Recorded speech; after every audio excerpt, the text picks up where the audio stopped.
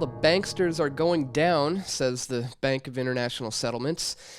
I'm, of course, paraphrasing, but the central banks of central banks have just released their 85th annual report, and the results are not good. Even they admit that the world is completely unprepared for the next global financial crash. Now, the BIS is now admitting what economists were saying before the Great Depression and before the Keynesian Revolution of the 1930s and before the welfare warfare state became just entrenched with the concept of freedom and liberty. The BIS is now admitting to what a lot of us in the alternative and independent media have been saying for years now. You know, we've been called conspiracy theorists for saying that low interest rates fuel economic booms, and that encourages excessive risk-taking. But now the BIS is admitting this to be the case. They admit that they create the booms that then turn into busts, which policymakers then respond to by lowering rates again. It's just a never-ending cycle of debt creation. Claudio Borio, head of the organization's Monetary and Economic Department, had this to say.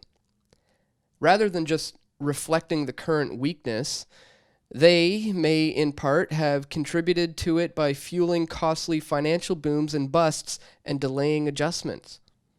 The result is too much debt, too little growth, and too low interest rates. So, in short, low rates beget lower rates. It goes on here. The BIS is warning that because interest rates have been so low for so long, central banks are now unequipped to fight the next crisis. And the BIS referenced some jurisdictions where monetary policy has stretched, quote, the boundaries of the unthinkable. Now, there's no doubt that this is in reference to Denmark, Sweden, and Switzerland, who have taken their interest rates to below zero. And just to visualize how that works, in a bank with negative interest rates, people would deposit their savings into an account which the bank would then charge them for, while also making investments and risky bets with that very same deposit. In a negative interest rate environment, you'd really be better off holding cash, which is why the elites are also very adamant about banning cash altogether. Now, the BIS also mentioned the aging population and the unsustainable welfare state. The central bankers attacked politicians for accumulating more debt instead of making painful choices, like cutting taxes and spending. Now, of course, the BIS isn't blaming itself for any of this mess.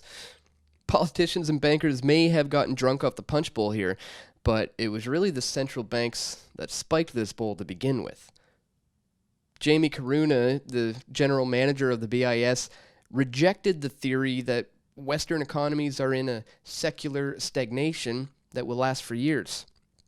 He said growth is possible if politicians focus on the supply side, meaning the right reforms, rather than just continuing to depend on debt and borrowing.